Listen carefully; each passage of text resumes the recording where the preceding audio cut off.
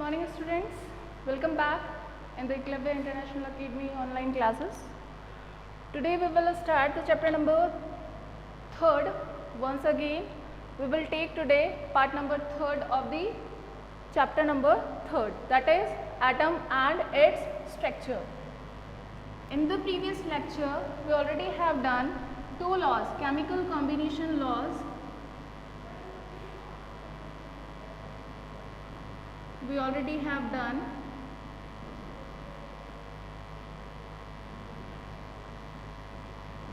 first is law of mass conservation,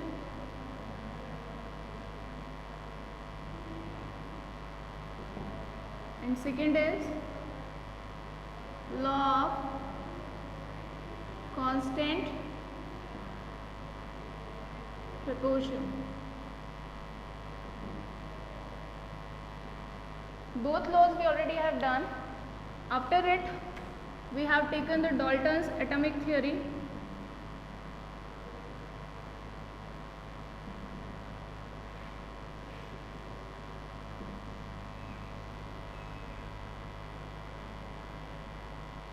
According to this theory, all matters which we are looking around us, all are made up by the atoms. So Dalton called it as a building block of any matter, and also called as a smallest particle of any matter. Right? Today we will discuss about the Dalton's postulates which supports the law of mass conservation and law of constant proportion, and also take atom as ultimate particle. Who told about it? Dalton said that every matter is made up by the atom, so we call it as a ultimate particle of any matter. So today we will take atom as an ultimate particle and explanation of the laws by the Daltons. Which laws? Chemical combination laws. First,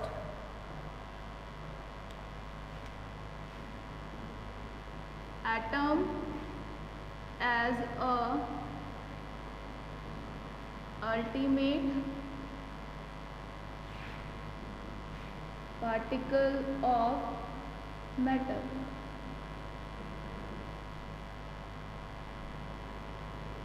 Why we are calling atom as a ultimate particle of matter? Reason: all matters, we already have considered that all matters are made up by the smallest particles which we can't divide further, that is known as atom. So every matter is made up by the atoms, so atom can be called as a ultimate particle of any matter. But we know that atom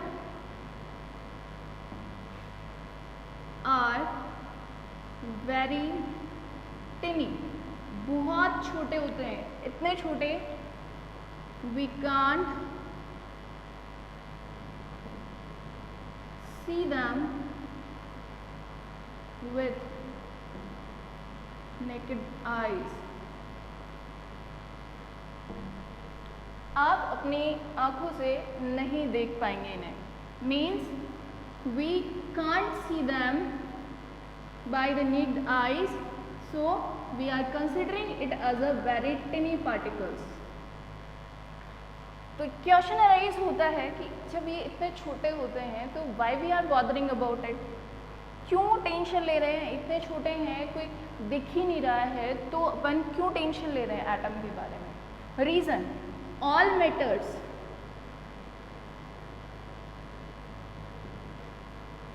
are made up by atoms।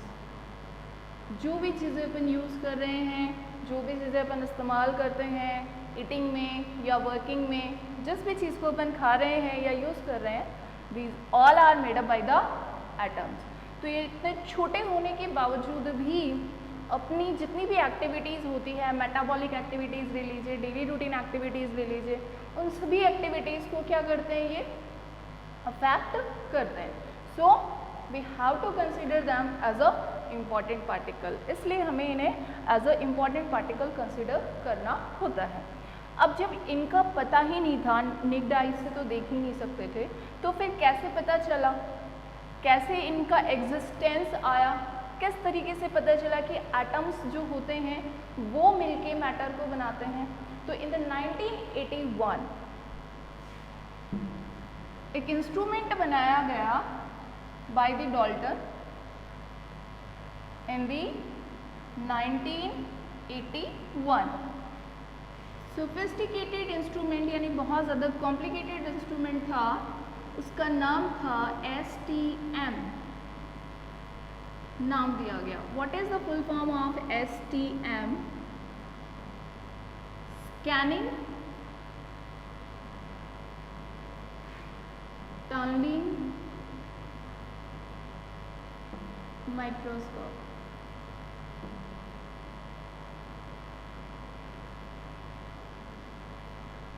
ये जो microscope बनाया गया, उस microscope से सबसे पहले atoms को देखा गया, किसी मैटर की एक लेयर को देखा गया, और ये देखा गया कि मिलियंस ऑफ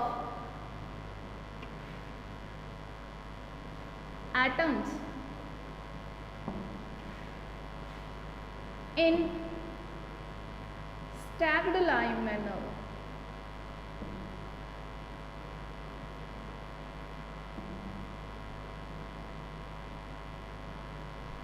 forms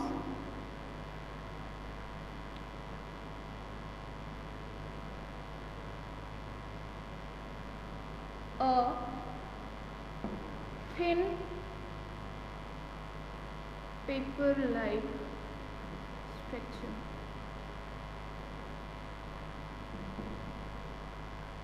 क्या देखा गया कि जब मिलियंस ऑफ एटम्स को स्टैक लाइन मैनर के अंदर रखा जाता है, स्टैक का मतलब क्या होता है, एक के ऊपर एक, स्टैकिंग ऑफ कॉइन्स तो आप जानते हैं, एक के ऊपर एक क्या रखा जाता है, कॉइन्स को रखा जाता है, तब जाकर क्या बनता है, एक पेपर लाइक स्ट्रक्चर बनता है। यानी बहुत सारे, यानी मिलियंस ऑफ एटम्स को जब एक के ऊपर एक रखा जाएगा, तब जाकर आपको एक थिन लेयर प्रोजेक्शन मिलेगा, and that thin layer projection will be equal to a paper like projection, यानी पेपर के जैसी वो आपको दिखाई देगी। तो सोच सकते हैं कि मिलियंस ऑफ एटम्स मिलकर एक पेपर जैसी पतली शीट का फॉर्मेशन कर रही है, तो वो कितने छोटे होंगे कि आप उन्हें देख भी नहीं सकते, आपकी नेक्ड आइज के थ्रू आप उन्हें देख नहीं सकेंगे। ठीक है, तो जब इस चीज़ के बारे में पता चला कि बहुत छोटे एटम्स जो होते हैं वो मिलके मैटर्स को बनाते हैं, तो फिर उनके स्ट्रक्चर के बारे में पता करने के लिए साइंटिस्ट ने सोचा, और उनकी साइज़ को डिटरमाइन करने के लिए भी सोचा गया, और कहा गया कि एक एटम की साइज को आप किस में मेज़र करते हैं, nm, नैनोमीटर में।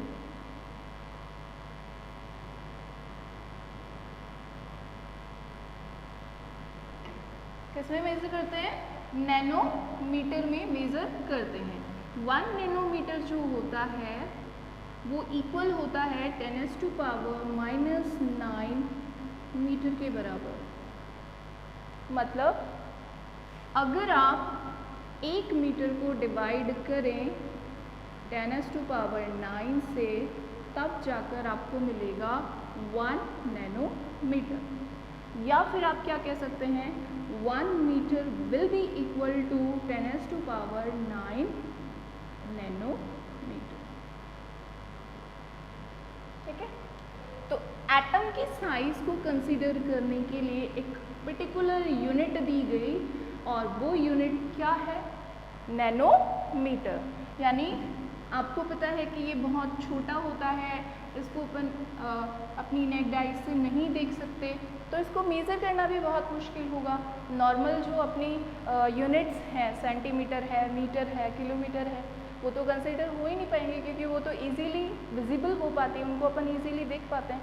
यानी ऐसी यूनिट जो कि अपन खुद नहीं देख पाते, वो यूनिट इसके लिए यूज़ की गई। यानी मीटर्स को भी डिवाइड करके, सेंटीमीटर्स को भी डिवाइड करके एक यूनिट बनाई गई and that is known as nanometre. यानी मीटर का 1:9 पार्ट। यानी आप अगर उसका रेशो लें तो 1 मीटर को अगर 10⁹ से डिवाइड करेंगे तब जाकर आपको 1 नैनोमीटर गेन हो जाएगा। तो एटम जो होते हैं वो टिनी पार्टिकल्स होते हैं, स्मॉलेस्ट पार्टिकल होते हैं। हम क्यों उनके बारे में बॉदर कर रहे हैं, उसका रीज़न आपके पास आ गया क्योंकि आपके जितने भी सराउंडिंग में आप जितनी भी मैटर्स को देख पा रहे हैं वो सारे के सारे एटम से मिलकर बने होते हैं, इसलिए। और दूसरा, वो हर चीज़ को, हर मेटाबॉलिक प्रोसेस को, हर अपनी एक्टिविटी को क्या करते हैं? अफेक्ट करते हैं। So we are bothering about them, so we are considering them as a important particle. ठीक है, उसके बाद आते हैं अपन कि एटम को कैसे देखा गया। तो STM एक इंस्ट्रूमेंट बनाया गया इन द 1981 और उससे एज अ पिक्चर, जैसे कि फोटोग्राफ खींची जाती है वैसे एज अ पिक्चर उसको देखा गया और ये पाया गया कि मिलियंस ऑफ द एटम्स जब स्टैक्ड मैनर में रखे जाते हैं तो एक थिन प्रोजेक्शन, एक थिन लेयर प्रोजेक्शन बनाते हैं और वो थिन लेयर प्रोजेक्शन किसके इक्वल होता है? पेपर लाइक स्ट्रक्चर के या पेपर के जितना पतला होता है। ठीक है, उसके बाद देखते हैं कि डाल्टन्स ने जो अपने पोस्टुलेट्स दिए वो केमिकल कॉम्बिनेशन के जो लॉज हैं उनको किस तरह से एक्सप्लेन करते हैं। तो फर्स्ट था लॉ ऑफ मास कंजर्वेशन, तो अपन लेंगे explanation of law of mass conservation.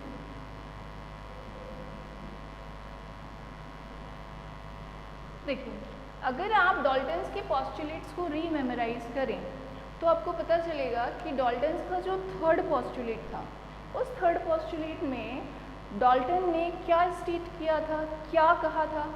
ये कहा था कि किसी भी केमिकल कॉम्बिनेशन के दौरान, during any chemical combination, we neither create the mass we nor destroy it. यानी कभी भी किसी भी केमिकल कॉम्बिनेशन के दौरान ना तो आप किसी मास को डेस्ट्रॉय कर सकते हैं और ना ही क्रिएट कर सकते हैं। तो बेसिकली आपका लॉ ऑफ मास कंजर्वेशन भी तो यही कहता है।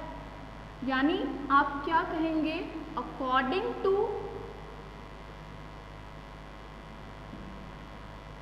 Third postulate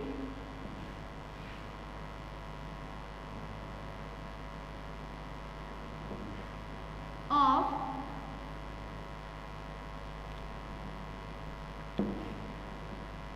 Dalton, it is stated that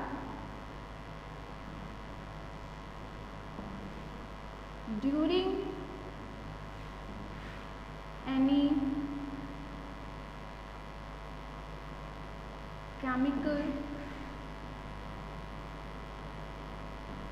combination we neither create the mass or nor destroy it. Right? Basically, this postulate also can be written like total number of reactants will be equal to total number of products,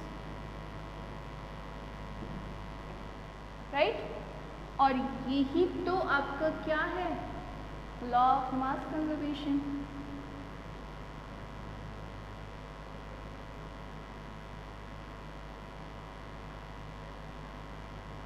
shows that this postulate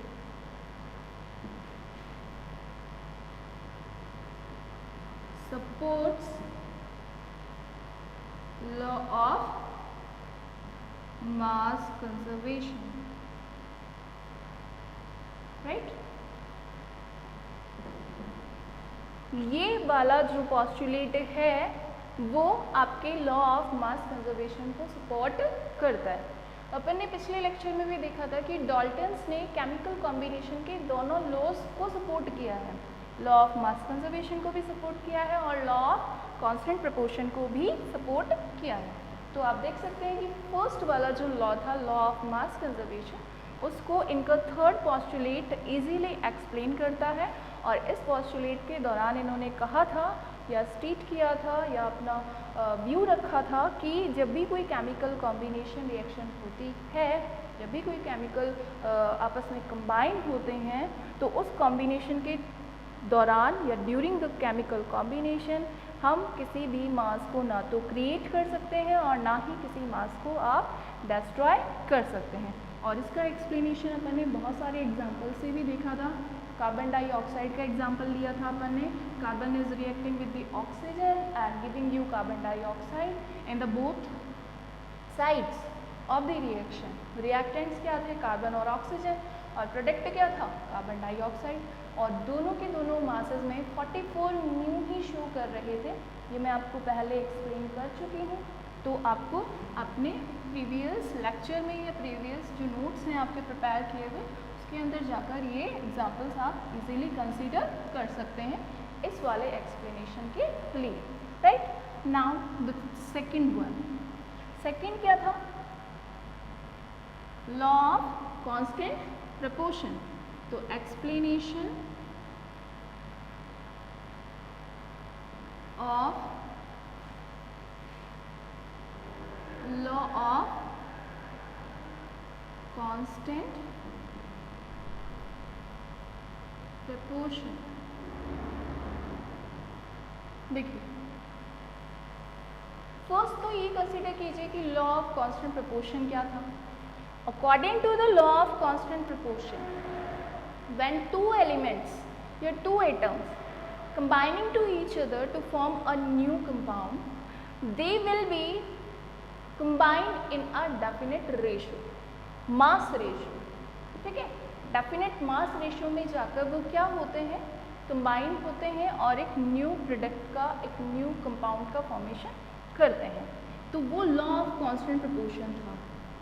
अब अगर अपन बात करें Dalton's के postulates की, तो Dalton के postulates में आपने पॉस्टुलेट नंबर 5 और पॉस्टुलेट नंबर 6 दोनों में ही आपको यही स्टेटमेंट मिलेगा कि जब भी कोई केमिकल कॉम्बिनेशन होता है तो एलिमेंट्स या एटम्स आपस में एक डेफिनेट कांस्टेंट प्रोपोर्शन के अंदर कंबाइन होते हैं और वो कांस्टेंट प्रोपोर्शन किसी भी केमिकल रिएक्शन के दौरान किसी भी कंपाउंड के अंदर एक डेफिनेट होता है, एक कांस्टेंट होता है। जैसे कि एग्जांपल्स अपन ने बहुत सारे करे हैं, 2 से 3 एग्जांपल करे हैं।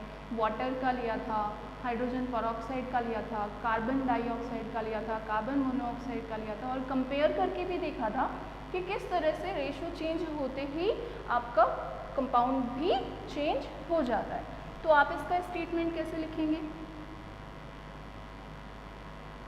According to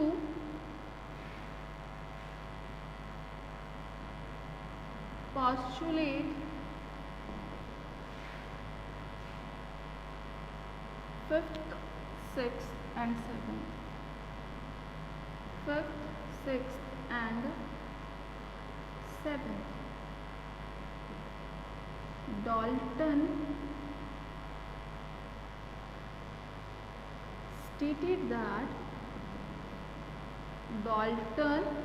stated that when any element combines with another element,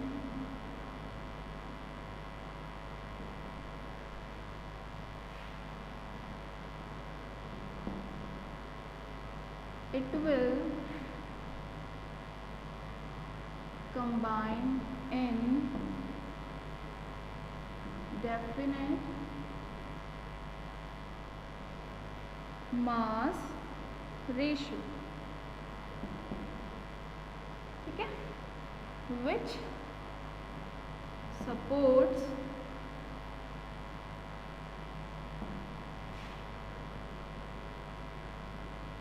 second law of chemical combination.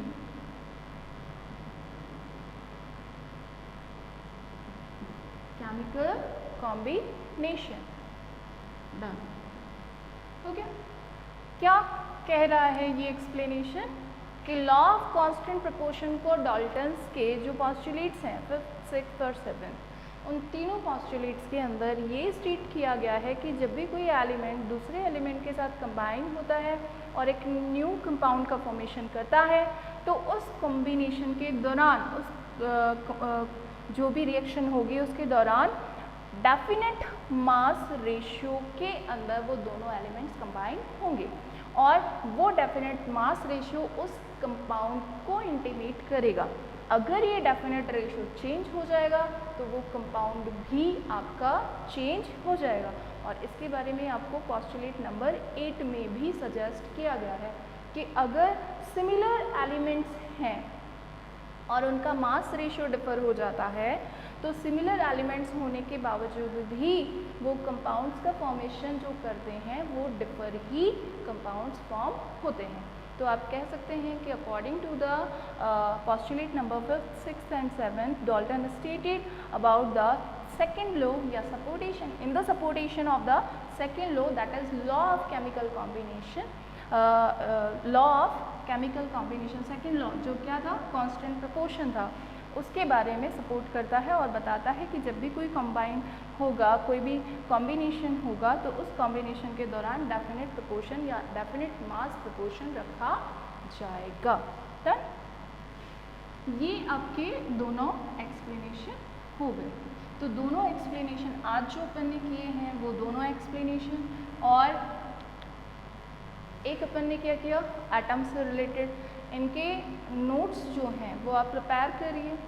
नहीं हो पा रहे हैं तो मैं PDF भेज दूँगी, कोई प्रॉब्लम नहीं है। बट आपकी जो भी प्रॉब्लम्स आ रही हैं, जो भी क्वेरीज हैं, एक्सप्लेनेशन सही नहीं आ रहा या एक्सप्लेनेशन में आपने एक प्रॉब्लम बताई कि इंग्लिश टू इंग्लिश आपको समझ में नहीं आ रहा है, then I am considering the Hindi language also during the video, no problem about it, ठीक है। तो एटम और मॉलिक्यूल का ये थर्ड पार्ट है। प्रीवियस अगर दोनों लेक्चर्स में भी अगर आपको कोई क्वेरीज है, कोई प्रॉब्लम्स है, रही बात आपके मॉडर्न ABC रन करने की तो कोई प्रॉब्लम नहीं है, NCERT रन कर लेंगे अगर आपके पास प्रॉब्लम चल रही है तो। बट आपको क्वेश्चंस तो कंसीडर करने पड़ेंगे, मैं आपको बोर्ड पे करवा दूँगी, क्वेश्चंस वर्कशीट में भेज दूँगी, because we have to try our best.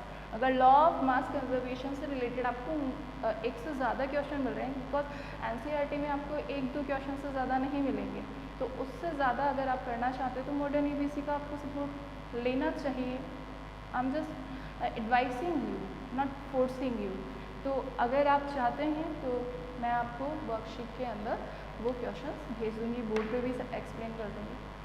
So we will try our best to give you best part of the chapter, लेकिन नोट्स आप खुद प्रिपेयर करिए। अगर नहीं हो पा रहे हैं then we will try other veg.